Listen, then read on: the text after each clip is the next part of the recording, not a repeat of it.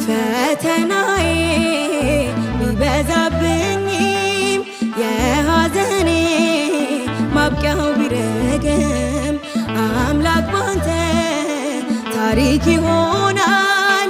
የደስታ ቀን ለኔም ይመጣል። አንተ አትሳሳትም በስራ ፍጹምና መልካም አባት ነህ።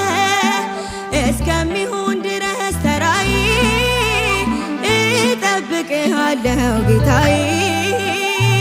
የተሻለ ነገር አስብህልኝ ነው ፈተናው የበዛው።